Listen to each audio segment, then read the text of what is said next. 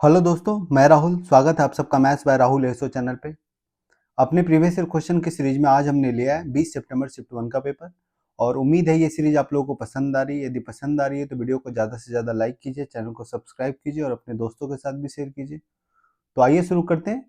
ये आज के शिफ्ट का पहला सवाल है जिसमें एक इक्वेशन दिया हुआ है और आपको एक्स का वैल्यू निकालने बोल रहा है। तो या तो आप इस पे कंपोनेंडो डिविडेंडो भी लगा सकते हैं या तो आप इसको सिंपली क्रॉस मल्टीप्लाई करके भी निकाल सकते हैं। तो हम इसको क्रॉस मल्टीप्लाई करेंगे तो ये वाला टर्म ऊपर आ जाएगा। यहाँ से हटा देता हूँ, इस टर्म को यहाँ लिख देता हूँ, ये हो जाएगा √3 प्लस एक्स और माइनस √3 माइनस एक्स लिख सकते हैं। जब यहाँ से आप देखिएगा कि यहाँ पे 2 इंटू √3 प्लस एक्स है, यहाँ पे √3 प्लस एक्स है। एक तरफ लेके जाइएगा तो हो जाएगा √3 प्लस एक्स, ठीक है, माइनस हो जाएगा। और यहाँ पे -2 √3 माइनस एक्स है और यहाँ पे प्लस √3 माइनस एक्स है, यानी कि हो जाएगा 3 √3 माइनस एक्स, ठीक है। मैंने बस क्रॉस मल्टीप्लाई किया तो हमें ये मिल गया। अब यहाँ से जब दोनों तरफ स्क्वायर करेंगे, ये पूरे का रूट है, ठीक है। जब दोनों तरफ स्क्वायर करेंगे तो आपको मिलेगा 3 plus x equal to 9 into 3 minus x. दोनों तरफ स्क्वायर किया हमने। यहाँ से आप देखिएगा 3 प्लस एक्स बराबर हो जाएगा 27 माइनस 9x, यानी कि हो जाएगा 10x equal to 24। 10x equal to 24 आ गया तो x इक्वल टू कितना आ जाएगा 12/5, ऑप्शन नंबर ए, ठीक है। आइए अगले सवाल पे। ये अगला सवाल है, इसमें बोल रहा है कि एक फर्नीचर प्रतिष्ठान शुरू में एक विशिष्ट डाइनिंग टेबल को ₹1 में बेचता है जिससे 25% का प्रॉफिट होता है। बाद में त्योहारी अवधि के लिए एक प्रचार रणनीति के रूप में इस समान टेबल का अंकित मूल्य 1.6 कर दिया जाता है। इस समायोजन के बाद नए स्थापित अंकित मूल्य पर 20% की विशेष छूट दी जाती है। फिर प्रश्न यह है कि इस विशिष्ट उत्सव बिक्री अवधि के दौरान स्टोर द्वारा उत्पन्न परिणामी प्रतिशत लाभ का पता लगाने का प्रयास करता है। त्योहारी बिक्री के दौरान इस स्टोर द्वारा अर्जित प्रतिशत लाभ क्या। देखिए, सवाल को बहुत लेंदी लैंग्वेज में लिखा है इसने, लेकिन सवाल का सीधा सीधा ये पूछना चाह रहा है आपसे कि कोई डाइनिंग टेबल है जिसको वो ₹1 में बेचता है और ₹1 में बेचने पे उसको 25% का प्रॉफिट होता है। बाद में किसी फेस्टिवल सीजन में क्या करता है, उसका प्राइस बढ़ा के जो मार्केट प्राइस कर देता है वो 1.6 कर देता है और उस पर 20% का डिस्काउंट भी दे देता है। तो पूछ रहा है कि तो वो कितना प्रॉफिट कमा रहा है। जब 1.6 कर दे रहा है, उस पर 20% छूट दे रहा है, तो वो कितना परसेंट प्रॉफिट कमा रहा है आपसे पूछ रहा है। तो या तो आप इसको 100 मान के बना सकते हैं या तो सिंपल ये सोच सकते हैं कि 25% का प्रॉफिट मार्जिन हुआ है ना, यानी कि 4 की चीज को उसने 5 पे बेचा है। 25% का मतलब क्या होता है 1/4।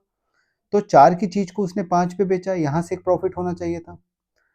फिर क्या किया उसने, प्राइस को बढ़ा दिया 1.6 से। तो 1.6 से बढ़ाने का मतलब है 1.6 टाइम कर दिया, इसका मतलब है कि 60% बढ़ा दिया, ठीक है।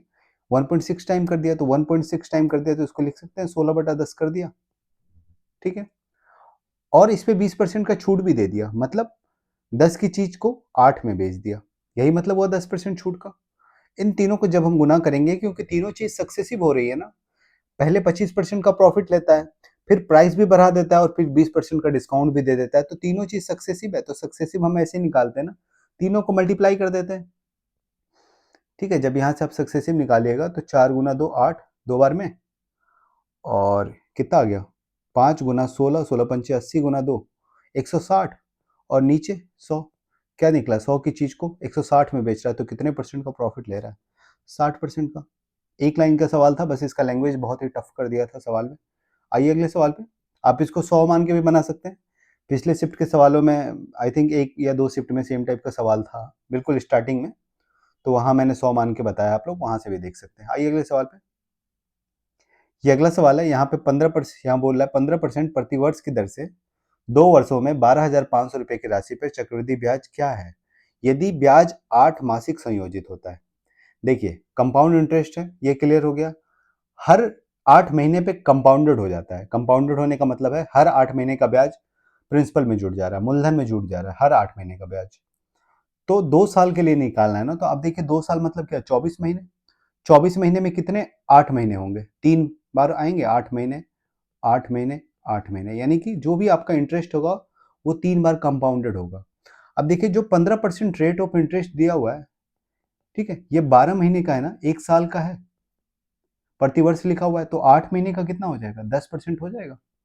यानी कि आपको रेट ऑफ इंटरेस्ट यहां से मिल गया कि हर एक 8 महीने का रेट ऑफ इंटरेस्ट 10%, और यही कंपाउंडेड हो रहा है। ठीक है, इसको मिटा लेते हैं। अब देखिए 10% यदि 3 बार कंपाउंडेड हो रहा है तो इफेक्टिव कितना होता है? आपको पता है कि 10% का जब आप 3 बार सक्सेसिव करते हैं तो 33.31%, सॉरी 33.1% होता है। देखिए आपको 10% का तो याद रखना ही होगा। 10% का एक साल 10%, 2 साल के लिए जो सक्सेसिव होता है 10% का वो 21% होता है, 3 साल के लिए जो सक्सेसिव परसेंटेज होता है 10% का वो 33.1% होता है, और 4 साल के लिए 46.41% होता है। इतना आपको याद रखना होगा। ठीक है, क्योंकि 10% से सवाल बहुत ज्यादा पूछता है। तो यहाँ पे जब आप देखेंगे कि हर एक 8 महीने पे 10% रेट ऑफ इंटरेस्ट लग रहा है, तो ये 3 बार कंपाउंडेड हो रहा है हर एक 8 महीने पे। तो 10%, 10%, 10%, जो इफेक्टिव रेट ऑफ इंटरेस्ट होगा सक्सेसिव हो जाएगा 33.1%। ठीक है, अब 12,500 रुपये हैं, उसका 33.1% कितना होगा? वही तो इंटरेस्ट होगा ना, वही आपको निकालना है। तो जब आप 12,500 का 33.1% निकालेंगे, ठीक है, तो ये परसेंट से डबल जीरो कैंसिल आउट हो जाएगा। आपको बस ये निकालना है 125 गुना 33.1 कितना होगा। तो 33.1 को हम अपनी सुविधा के लिए लिख देते हैं 32 प्लस 125 गुना 1.1। ठीक है, यहाँ देखिए, यहाँ मैंने बस 33 को 2 भागों में बांट दिया, एक 32 और एक 1.1 कैलकुलेशन के लिए। अब इस 32 को देखिए, इससे हमारा कैलकुलेशन बहुत आसान हो जाएगा। आपको ये पता है कि 125 गुना 8 जो होता है वो 1000 होता है, और यहाँ पे 8 गुना 4 है 32 का मतलब, तो 125 गुना 8 1000 गुना 4 4000 आ गया इसका वैल्यू। ठीक है, यदि आप एक बार इस तरह की चीजों को समझने लगेंगे ना कि कैसे आप किसी भी मल्टीप्लिकेशन को टुकड़ों में तोड़ के जब आप करना सीख जाएंगे, तो आपको पेन उठाने की जरूरत भी नहीं पड़ेगी। ठीक है, तो यहां से हमें 4000 मिल गया, और इस 125 का जब आप 1.1 देखिएगा तो 125 का जो 1% मतलब 125 गुना 1 जब आप कीजिएगा तो 125 ही मिलेगा। ठीक है, यहां से आपको आंसर मिल चुका है कि 4000 प्लस 125, ऑप्शन नंबर बी हो जाएगा। ठीक है, लेकिन थोड़ा और एग्जैक्ट आपको जाना है, तो आप देखिए 125 गुना 1.1, तो 125 गुना 1 तो 125 हो जाएगा, और फिर उसका 125 गुना 0.1 जब आप कीजिएगा तो ये 12.5 मिलेगा। ठीक है, तो आप इसमें एक 12.5 और जोड़ दीजिए, कितना मिल जाएगा? 4037.5, 4137.5, इन तीनों का सम। ठीक है, आइए अगले सवाल पे। ये अगला सवाल है, इसमें बोल रहा है कि एक ठेकेदार है, 15 पुरुषों को 24 दिनों में काम पूरा करने के लिए नियुक्त करता है, जो प्रतिदिन 8 घंटे काम करते हैं। 6 दिनों के बाद वह 5 और पुरुष जोड़ता है, लेकिन 7वें दिन से काम की घंटे घटा के 6 कर देता है। यदि सभी पुरुष पूरी अवधि में समान दक्षता के साथ काम करते हैं, कैपेसिटी सेम है, तो शेष कार्य को पूरा करने के लिए कितनी और दिनों की आवश्यकता होगी? देखिए, यहां से आपको एक चीज समझ में आ रहा है कि 15 पुरुष हैं, 24 दिन में काम कंप्लीट कर रहे हैं, और हर दिन 8 घंटे काम करते हैं, ये 3 बातें। ठीक है, अब 6 दिन काम कर चुके हैं, तो शेष कार्य क्या है? सिर्फ आपको उतने से ही मतलब है। यदि 15 मेंथ हैं, ठीक है, 24 दिनों में 6 दिन काम कर चुके हैं, तो सिर्फ 18 दिनों का ही काम बचा है ना, और हर दिन 8 घंटे काम करते हैं, 8 आवर्स। अब क्या बोला है कि 6 दिनों के बाद, 6 दिन का काम हो चुका, उसका बात ही छोड़ दीजिए, अब सिर्फ 18 दिन का काम बचा है। 5 और पुरुष जोड़ लेता, मतलब 15 मेन थे, अब इसने क्या किया? 20 मेन कर दिया। ठीक है, इनटू 7वें दिन से, मतलब 6 दिन होने के बाद काम के घंटे को घटा के प्रतिदिन 6 घंटा कर दिया। पहले 8 घंटा कर रहा था पर डे, अब 6 घंटा करने लगा। ठीक है, तो पूछ रहा है शेष काम को पूरा करने में कितने दिनों की आवश्यकता होगी। देखिए, जो शेष काम था वो तो यही था ना, क्योंकि 6 दिन काम होने के बाद इतना ही तो काम बचा। 15 आदमी का 18 दिन के बराबर काम बचा, हर दिन यदि 8 घंटा करते हैं तो। अब उसने क्या किया? 15 आदमी की जगह पे 20 आदमी लगा दिया, और 8 घंटे की जगह पे 6 घंटे कर दिए। तो इन दोनों का जो मल्टीप्लीकेशन आना चाहिए, यहां से जो भी नंबर आना चाहिए वो बराबर होना चाहिए ना यहाँ पे। तो आप यहाँ पे देखिए, ये 15 से 20 हुआ और 8 से 6 हो गया, लेकिन इन दोनों का मल्टीप्लीकेशन सेम है। 15 गुना 8 120 है, 20 गुना 6 ये भी 120 है, तो नंबर ऑफ डेज सेम हो जाएगा, 18 डेज, ऑप्शन नंबर बी।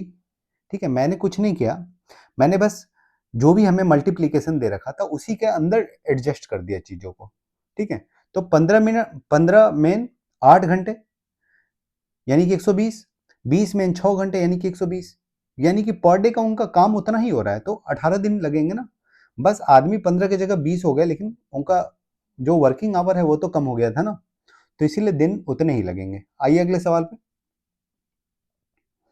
ये अगला सवाल इसमें बोल रहा है कि एक चोर और एक पुलिस अधिकारी 500 मीटर की दूरी पे हैं। यदि वे एक ही दिशा में दौड़ते हैं तो पुलिस अधिकारी 10 मिनट में चोर को पकड़ लेता है। यदि वे एक दूसरे की ओर दौड़ते हैं तो 2 मिनट में मिल जाते हैं। मिनट मीटर प्रति मिनट में चोर की गति क्या है? ठीक है, आपको चोर का स्पीड निकालना है।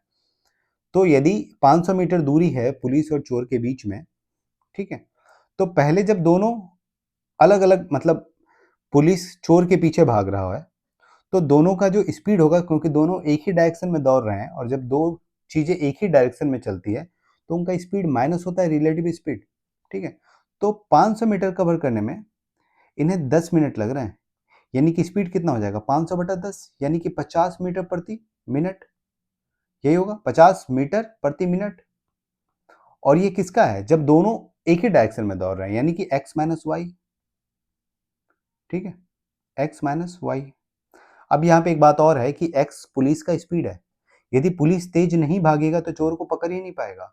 तो यहाँ पे x जो है, जो ज्यादा वाला है, वो पुलिस का स्पीड है और y यहाँ पे चोर का स्पीड है। ठीक है, अब अगला लाइन बोला है यदि दोनों एक ही डायरेक्शन में दौड़ते हैं तो 2 मिनट लगता है। ठीक है, एक सेकंड, क्या हो गया? दोनों एक ही डायरेक्शन में दौड़ते हैं तो 2 मिनट लगता है। सॉरी, ऑपोजिट डायरेक्शन, मतलब एक दूसरे की ओर दौड़ते हैं तो। ठीक है, तो 2 मिनट लगने का मतलब है 500 बटा 2। इनका जो रिलेटिव स्पीड होगा वो 500 बटा 2, यानी कि 250 मीटर प्रति मिनट होगा। और जब दोनों एक ही डायरेक्शन में दौड़ेंगे, मतलब एक दूसरे की तरफ दौड़ेंगे, तो इनका स्पीड क्या होगा? रिलेटिव स्पीड जुटेगा। एक दूसरे की तरफ दौड़ने का मतलब है कि दोनों अलग डायरेक्शन में दौड़ रहे हैं। ठीक है, और एक ही डायरेक्शन में दौड़ने का मतलब है कि ये दोनों एक दूसरे के पीछे दौड़ रहे हैं, आगे पीछे।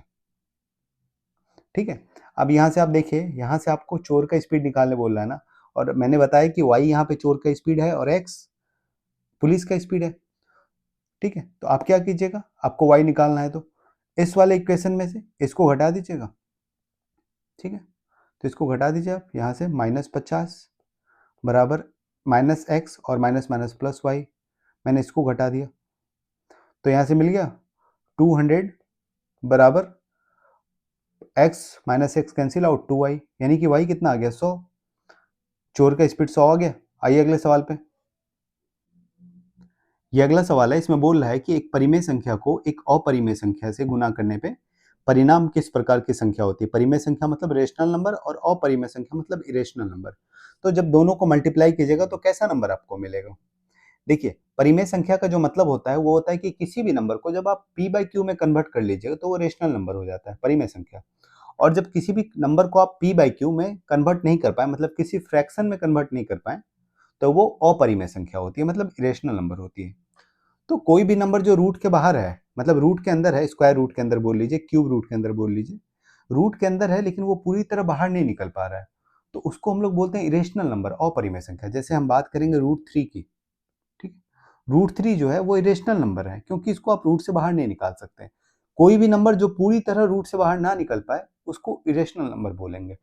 ठीक है, अब मान लीजिए √3 कोई इरेशनल नंबर है, अपरिमेय संख्या, इसको एक रेशनल नंबर 2 से गुना कर दिया जाए।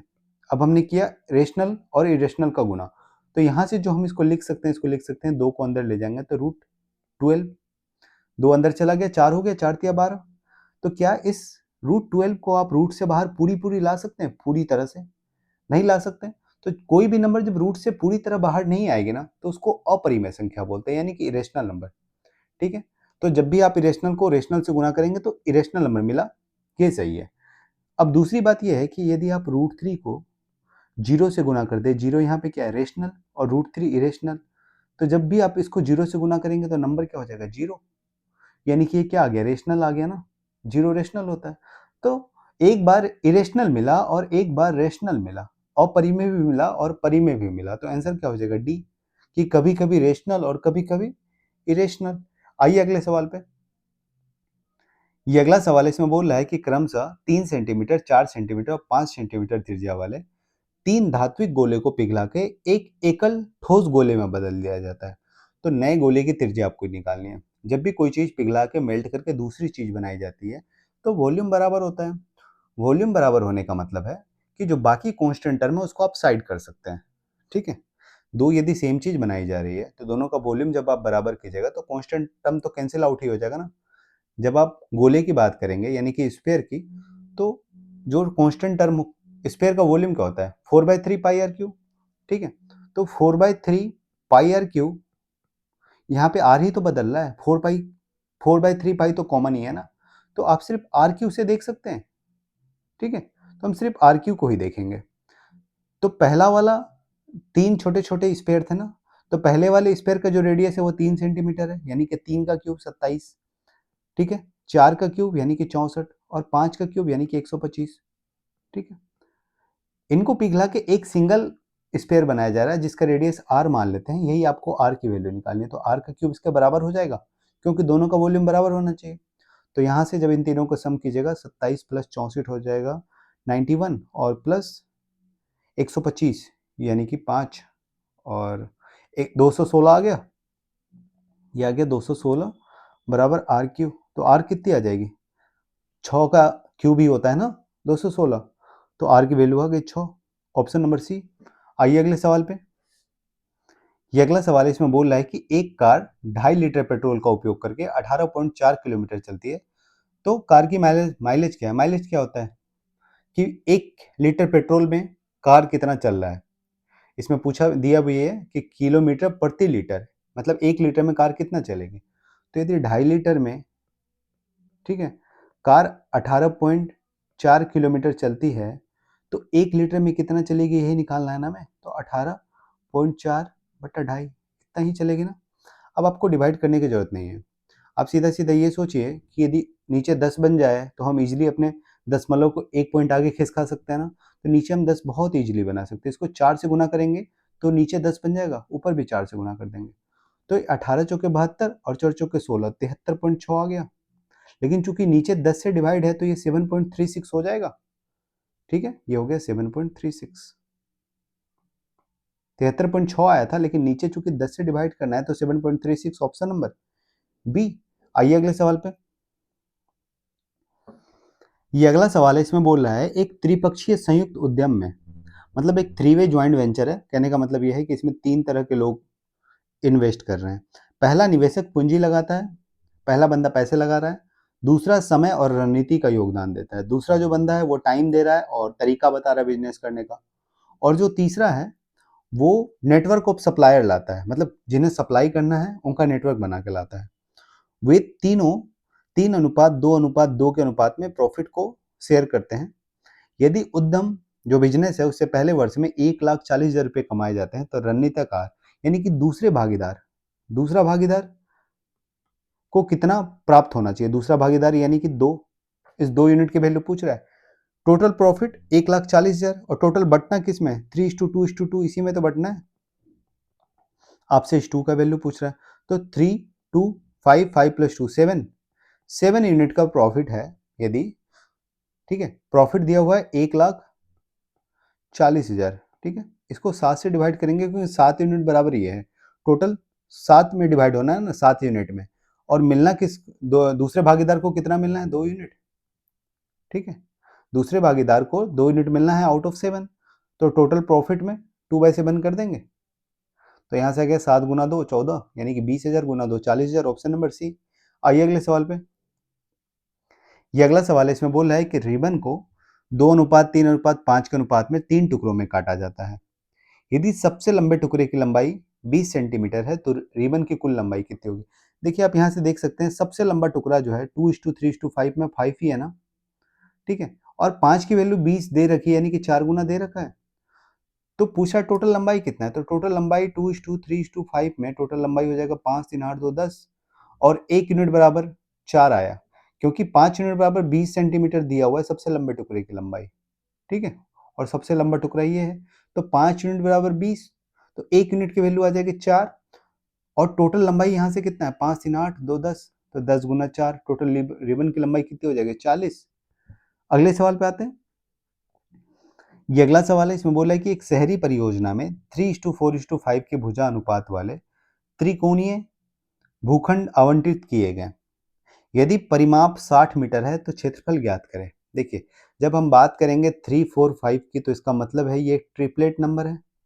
बहुत बार बता चुका हूँ 3, 4, 5 एक ट्रिपलेट है। तो ट्रिपलेट होने का मतलब क्या है कि ये जो त्रिकोणीय एरिया की बात कर रहा है ट्रायंगुलर प्लॉट की, वो राइट एंगल रहा होगा, राइट एंगल ट्रायंगल रहा होगा।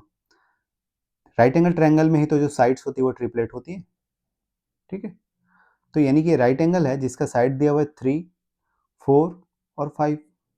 ठीक है, यानी कि जब तीनों साइड को आप जोड़ेंगे तो पेरीमीटर मिलना चाहिए, नहीं कि 5, 4, 9, 3, 12, 12 पेरीमीटर होना चाहिए। लेकिन सवाल में पेरीमीटर 60 मीटर दिया हुआ है। ठीक है, यानी कि एक यूनिट की वैल्यू कितनी दी हुई है, 5 मीटर। आपको एरिया निकालना है तो उसके लिए पहले साइड्स निकालने होंगे, लंबाई मतलब बेस और ऊंचाई। तो इन दोनों को 5 से गुना कर देंगे। एक यूनिट बराबर यदि 5 मीटर है तो जो परपेंडिकुलर होगा वो 5 या 15 और जो बेस होगा वो 5 चौके 20 और जो हाइपोटेनस होगा, हालांकि इसकी जरूरत नहीं है लेकिन 25। अब आपको इस ट्रायंगुलर प्लॉट का एरिया निकालना है तो आपको पता है 1/2 इंटू बेस इंटू हाइट। तो बेस कितना है, 5 चौके 20 और हाइट कितना है, 5 या 15। यहाँ से आप निकाल लीजिए 150। अगले सवाल पे आते हैं। ये अगला सवाल है, इसमें बोल रहा है कि एक छात्र के गणित में अंक भौतिकी की तुलना में 20% अधिक थे। ठीक है, फिजिक्स में जितने अंक नंबर लाए उसे 20% अधिक गणित में लाया। यदि उसने भौतिकी में 72 लाए तो गणित में कितने लाए ये पूछ रहा है। तो 72 का 20% अधिक कर देंगे ना, तो 72 में जब 20% बढ़ाएंगे तो 72 का 10% जो होगा वो 7.2 होगा। तो 72 का 20% 14.4। तो 72 में आप 14.4 जोड़ दीजिए तो 86.4। ठीक है, अगला सवाल। इसमें बोल रहा है कि 6 महिलाएं और 4 पुरुष एक काम को 10 दिनों में पूरा कर सकते हैं, जबकि 4 महिलाएं और 5 पुरुष इसे 10 दिनों में पूरा कर सकते हैं। 8 महिलाएं इसे कितने दिनों में पूरा करेगी आपसे पूछ रहा है। देखिए, जब आप सवाल का दोनों पहला लाइन पढ़िएगा तो आपको ये क्लियर हो जाएगा कि सवाल में बोल क्या रहा है कि 6 महिलाएं, ठीक है, और 4 पुरुष काम को 10 दिनों में, दोनों जगह काम को 10 दिनों में किया जा रहा है। लेकिन जब आप बात कीजिएगा महिलाओं की तो महिलाएं 6 से कम होकर कितनी हो गई, 4 हो गई ना, मतलब 2 महिलाएं कम हुई।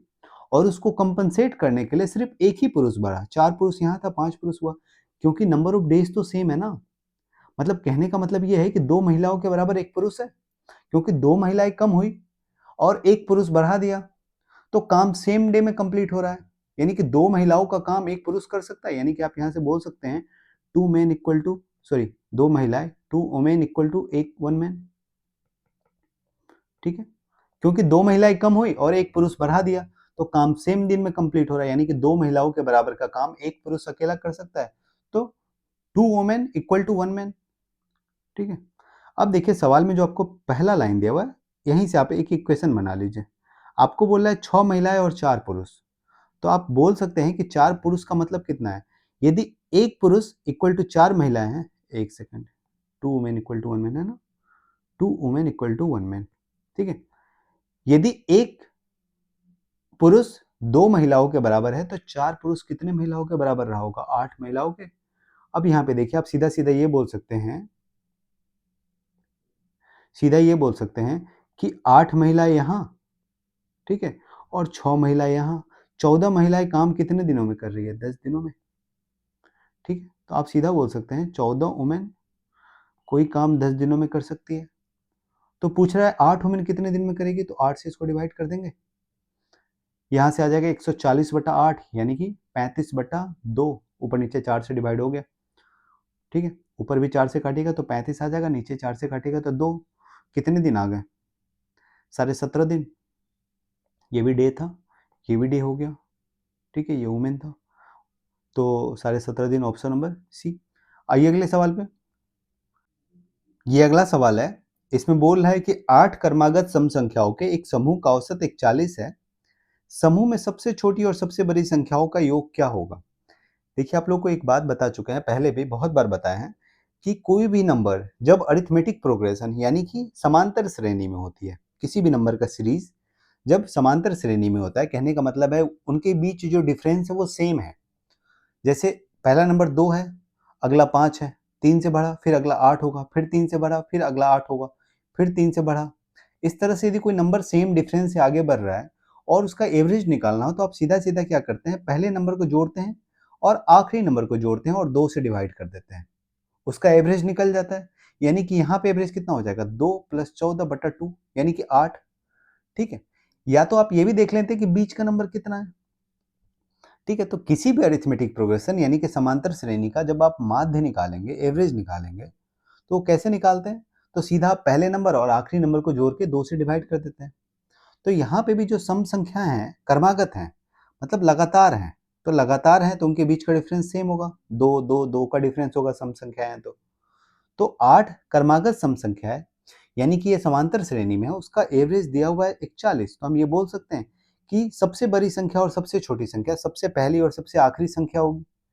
तो सबसे पहली संख्या सबसे छोटी संख्या होगी, तो मान लेते हैं सबसे पहली संख्या a है और सबसे बाद की संख्या यानी कि सबसे बड़ी संख्या b है। तो मैंने बताया कि इसका एवरेज हम कैसे निकालते हैं, पहली संख्या और आखिरी संख्या को जोड़ के 2 से डिवाइड कर देंगे, एवरेज निकल जाएगा। एवरेज 41 दिया हुआ है सवाल में। तो आप सीधा सीधा ये बोल सकते हैं कि सबसे छोटी संख्या और सबसे बड़ी संख्या का जो योग है वो 82 आ जाएगा। कुछ नहीं था सवाल में, बस आपको आपका कॉन्सेप्ट क्लियर होना चाहिए। ठीक है, आइए अगले सवाल पे। ये अगला सवाल है, इसमें बोल रहा है कि 5 सेंटीमीटर भुजा लंबाई वाले वर्गाकार आधार वाले एक प्रिज्म परतों में बनाया गया है। इसकी ऊंचाई एक अंक गणितीय प्रगति का अनुसरण करती है, जो पहली परत में 4 सेंटीमीटर से बढ़ के चौथी परत में 16 सेंटीमीटर हो जाती है। प्रिज्म का कुल आयतन कितना है? देखिए टोटल 4 परत है। ठीक है, सबका बेस सेम है, मतलब कोई प्रिज्म बनाया गया है, मतलब एक प्रिज्म के ऊपर दूसरा, दूसरे के ऊपर तीसरा, तीसरे के ऊपर चौथा, 4 प्रिज्म रखे गए हैं और चारों का बेस सेम है। बस हाइट जो निकालना है हमें, वो चारों को जोड़ के निकालना होगा। उसके बाद प्रिज्म का कुल आयतन हम लोग निकाल सकते हैं। प्रिज्म का जो आयतन होता है, वॉल्यूम, वो होता है बेस का एरिया, एरिया ऑफ बेस। ठीक है, और इनटू हाइट, यही प्रिज्म का आयतन होता है। हमें एरिया ऑफ बेस तो आसानी से निकाल सकते हैं, क्योंकि 5 सेंटीमीटर का भुजा है और वर्गाकार है, तो 5 का स्क्वायर 25, वर्ग का एरिया, स्क्वायर का एरिया तो यही होगा ना। अब बस हमें हाइट चाहिए कि हाइट क्या है, बस हम उसका वॉल्यूम निकाल सकते हैं। हाइट बोल रहा है कि 4 अलग अलग परत में है। पहले परत का हाइट यदि 4 सेंटीमीटर है तो चौथे का 16 है। तो हमें पता है, ये भी दिया हुआ है, अभी मैंने पिछले सवाल में ही बताया कि अंक गणितीय प्रगति में है ना, यानी कि समांतर श्रेणी में। तो हम क्या करेंगे, पहला वाला दिया हुआ है, आखिरी वाला दिया हुआ है, हम एवरेज निकाल लेते हैं। तो 4 + 16 20/2 10 आ गया, यानी कि हमारा जो एवरेज हाइट है वो 10 है और टोटल 4 परत है, तो 10 × 4 टोटल हाइट 40 आ जाएगी। तो इसका एरिया कितना आ गया, 25 × 4 10, 100, 1000। आइए अगले सवाल पे। इसमें बोल रहा है कि एक बाल्टी में 60 लीटर चीनी और पानी का घोल 5:1 के अनुपात में है। यदि घोल के 12 लीटर को पानी से बदल दिया जाए तो नया अनुपात क्या होगा? आप इसको नॉर्मल रेशियो से भी बना सकते हैं, और मैंने जो फॉर्मूला बताया था एलिगेशन से, जब हम लोग कोई चीज़ निकालते हैं और फिर डालते हैं, फिर निकालते हैं, फिर डालते हैं, बार बार चीज़ें रिपीट करते हैं, तो उससे भी बना सकते हैं, जो आपको आसान लगे। ठीक है, तो हम फॉर्मूला से ही बनाते हैं। हम यहाँ पे देखते हैं, यदि 60 लीटर चीनी था और 5:1 में था, सॉरी 60 लीटर मिश्रण में चीनी और पानी 5:1, यानी कि चीनी कितना रहा होगा, 50 लीटर और पानी 10, तभी तो 60 होगा। तो हम ये सिर्फ निकाल लेते हैं कि चीनी की क्वांटिटी कितनी होगी, क्योंकि हमने इसमें 12 लीटर निकाल के 12 लीटर पानी से बदल दिया, तो टोटल क्वांटिटी तो हमारी 60 लीटर ही है। ठीक है, दो प्रोसेस करने के बाद क्वांटिटी 60 लीटर ही रहेगी। तो हम सिर्फ चीनी देख लेते हैं, चीनी कितना हो जा रहा है। यहाँ पे चीनी कितना है, 50। जब हम फॉर्मूला लगाएंगे तो हम क्या लिखते थे कि चीनी का इनिशियल क्वांटिटी, ठीक है, इनटू 1 माइनस निकाल कितना रहे हैं, 12 लीटर, तो 12 डिवाइडेड बाय टोटल क्वांटिटी 60, और प्रोसेस एक ही बार है तो पावर 1, 2 बार होता तो 2। यहाँ से जब आप देखिएगा तो 12 पंचे 60, 1/5, यानी कि 4/5, यानी कि 50 × 4/5 आ जाएगा ये। इसका मतलब है चीनी कितनी हो गई, 40। तो यदि चीनी 40 लीटर हो गई, हालांकि चीनी लीटर में होगा नहीं, लेकिन सवाल लीटर में ही दिया हुआ है तो लीटर में बनाते हैं। चीनी यदि 40 लीटर हो गई और टोटल मिक्सचर 60 ही है, तो पानी कितनी होगी, 20 लीटर होगी ना। तो इनका अनुपात कितना हो गया, 2:1। आइए अगले सवाल पे। ये अगला सवाल है, इसमें कोटे बराबर 7/24 दिया हुआ है, आपको कोसे के निकालने बोल रहा है। यानी कि कोटे जो होता है वो B/P होता है, पर बेस बटा परपेंडिकुलर। वहां से आप हाइट निकालिए पहले, और फिर कोसेक ए का वैल्यू निकालिए। कोसेक ए जो होता है वो होता है H/P, हाइपोटेनस बाय परपेंडिकुलर।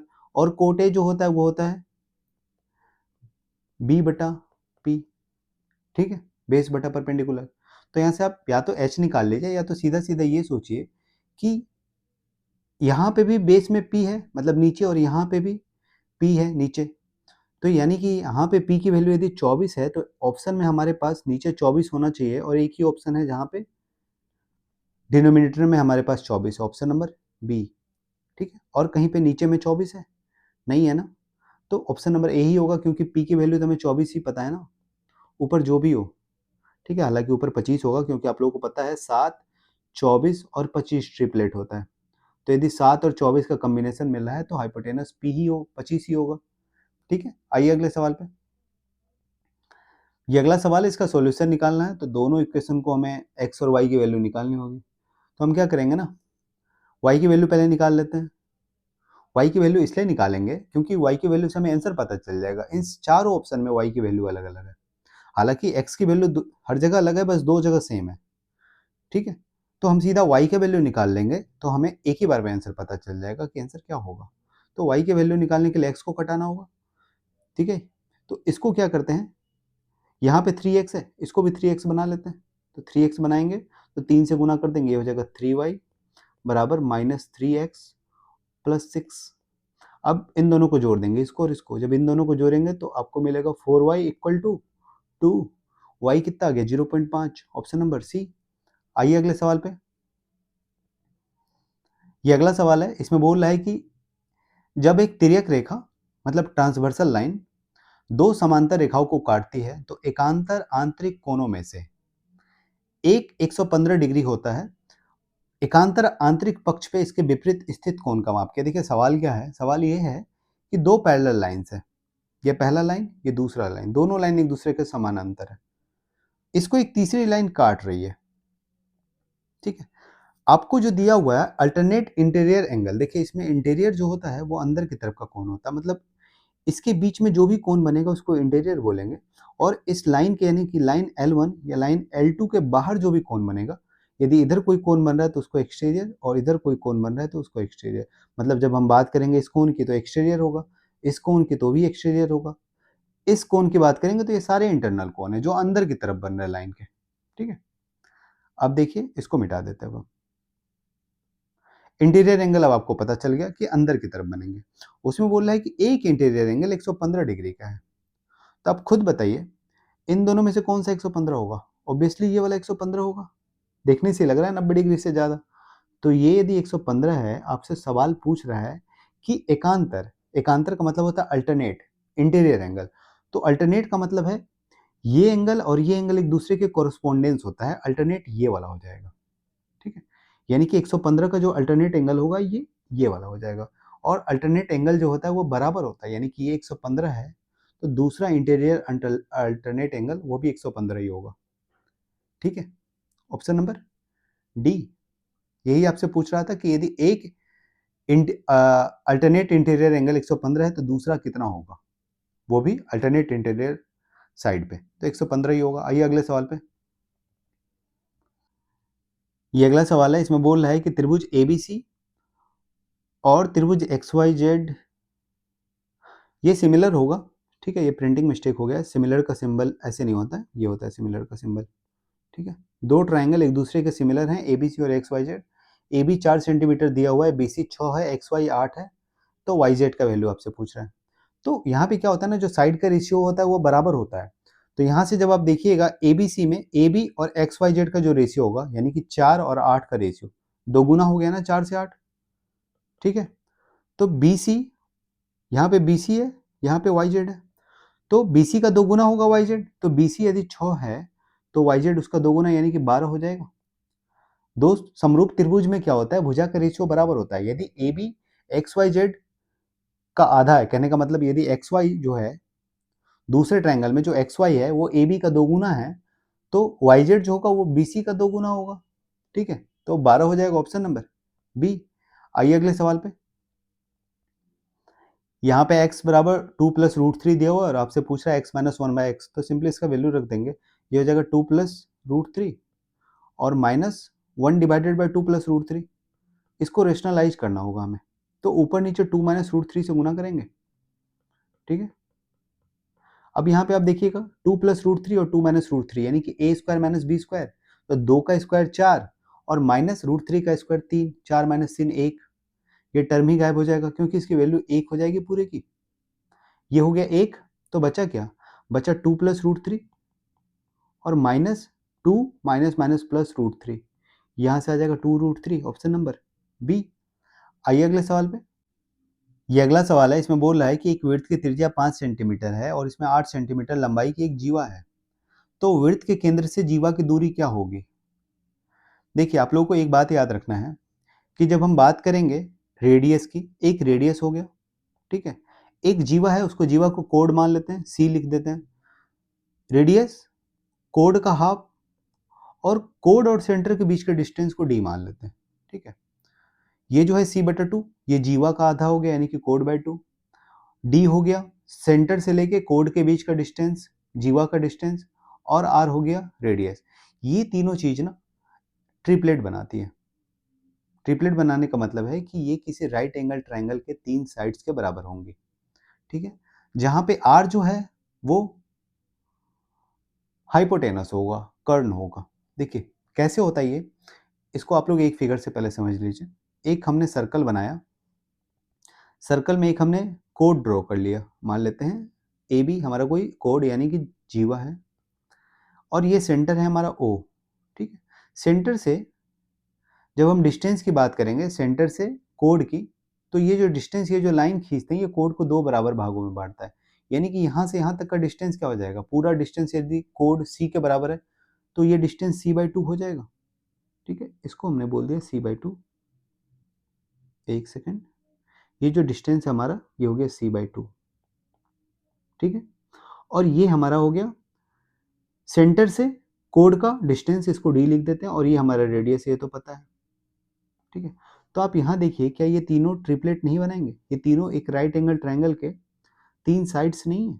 यदि ये 3 साइड्स हैं तो ट्रिपलेट बनाने चाहिए ना, वही चीज को मैंने यहाँ पे लिखा है, ठीक। ये तीनों ट्रिपलेट बनाएंगे। क्लियर है? अब इसको मिटा देते हैं, फिगर समझ चुके हैं आप लोग, इसको मिटा देते हैं, एक सेकेंड, ठीक है। अब यहाँ देखिए सवाल में दिया हुआ है कि वृत्त की त्रिज्या 5 सेंटीमीटर है, यानी कि इस आर की वैल्यू 5 दे रखी है, और जीवा 8 सेंटीमीटर दे रखा है, यानी कि सी की वैल्यू 8 दे रखी है, तो सी बाई टू कितना हो जाएगा, 4। अब ये तीनों यदि ट्रिपलेट बनाते हैं तो आपको पता है 3 4 5 भी ट्रिपलेट होता है, तो डी की वैल्यू कितनी रही होगी, 3, ऑप्शन नंबर ए, 3 4 5। यहाँ पे आर जो होता है, बस आपको ये दिमाग में रखना है, आर जो होता है वो सबसे बड़ी भुजा यानी कि हाइपोटेनस होता है, ठीक है। आपको यदि ये दिमाग में है तो आपको पेन उठाने की जरूरत नहीं पड़ेगी। आइए अगले सवाल पे।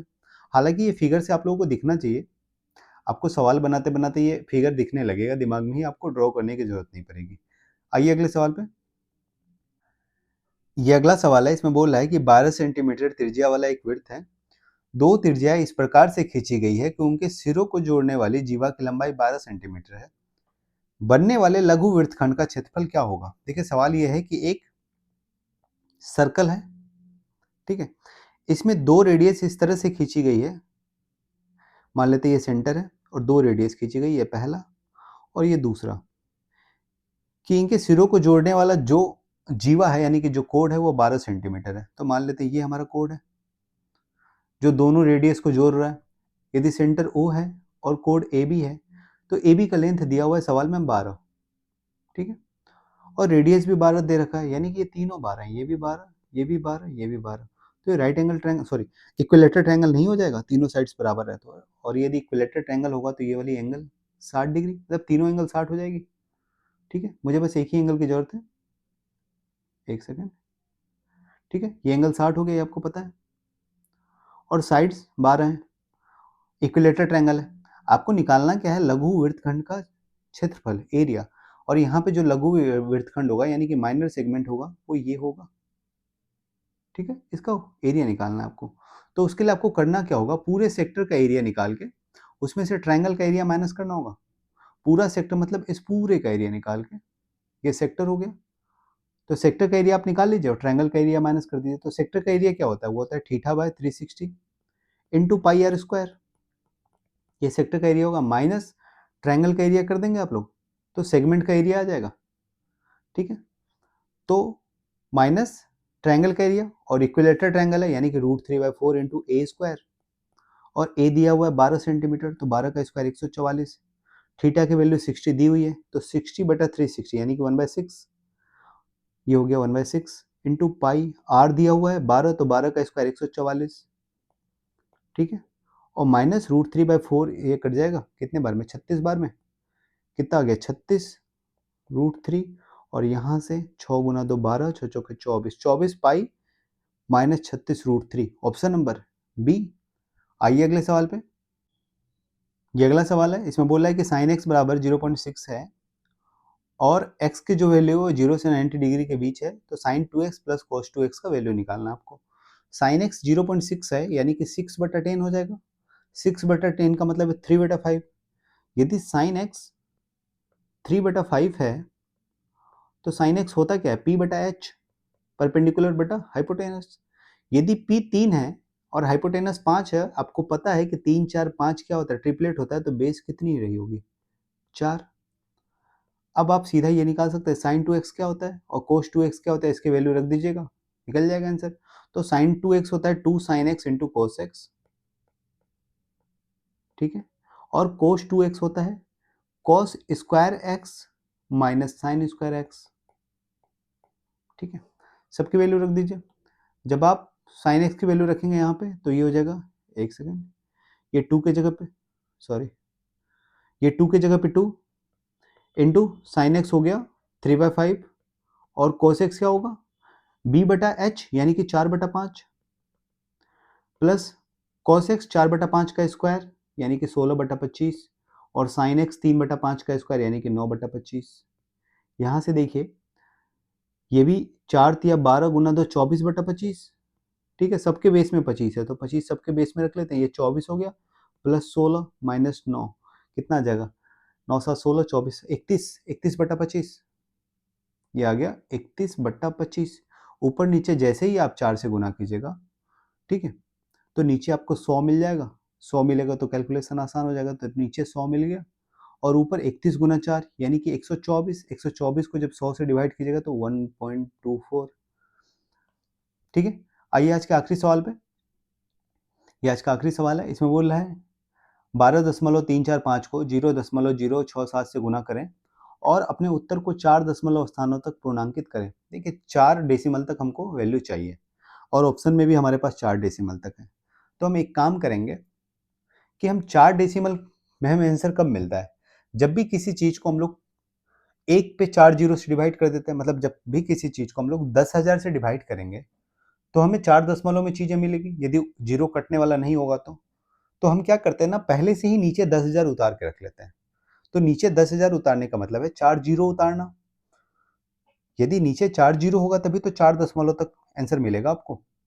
तो नीचे 4 जीरो जब हम रखेंगे तो यहाँ से 3 जीरो नीचे उतर जाएगा, तो सीधा सीधा इसको लिख लेते हैं 12,345, ठीक है, और गुना 3 जीरो नीचे उतर चुका है, 1 जीरो यहाँ से नीचे उतार लेते हैं, इसको लिख सकते हैं 0.67, ठीक है, 1 जीरो हमने बस खसका दिया जिसके कारण हमारा, यानी कि इस पूरे वैल्यू को, इन दोनों मल्टीप्लीकेशन को जो आपको सवाल में दिया हुआ है, ठीक है, इसको जब आप लिखना चाहें तो ऐसे लिख सकते हैं, डिवाइडेड बाय 10,000 लिख सकते हैं, कोई दिक्कत नहीं है। बस यहाँ से 3 जीरो हमने नीचे उतारा और यहाँ से 1 जीरो नीचे उतारा।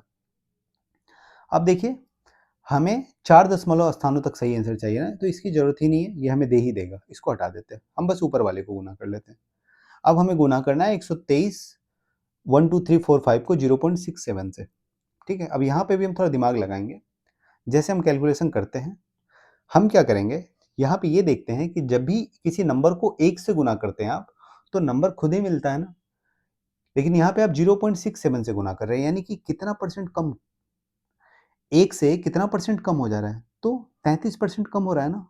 इस नंबर को आप 33% कम कर रहे हैं ना, 0.67 से गुना करने का मतलब है, जैसे नंबर खुद में 1 होता है, नंबर को जब आप 1 से गुना कीजिएगा तो नंबर खुद ही मिलेगा, लेकिन आप उसको 0.67 से गुना कर रहे हैं, तो कितना कम से गुना कर रहे हैं, 0.33, इतना कम कर रहे हैं ना आप, तभी तो ये दोनों मिलकर 100 हो जाएगा, मतलब 1 के बराबर होगा।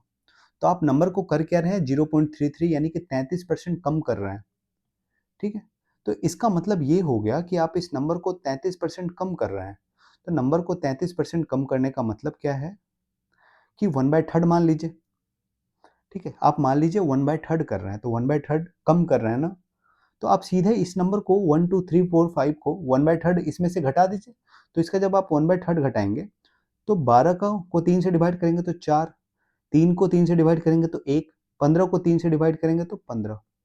आप बस इसमें से ये 41 से 15 माइनस कर लीजिए। 12,345 में से 41 से 15 जैसे ही आप माइनस कीजिएगा, आपको मिलेगा 8,230। ऑप्शन नंबर ए ज़्यादा पास है।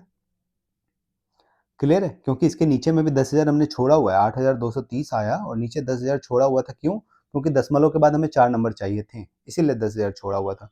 तो आपको यहाँ से यदि 8230 मिला है तो डिवाइडेड बाय 10,000 भी है, ऑप्शन नंबर ए। ठीक है, उम्मीद है क्लियर है। मिलते हैं फिर अगले शिफ्ट के सवालों के साथ, तब तक के लिए बाय। यदि आप लोगों को वीडियो पसंद आ रहा है तो चैनल को सब्सक्राइब कीजिए, वीडियो को लाइक कीजिए और अपने दोस्तों के साथ भी शेयर कीजिए। ठीक है।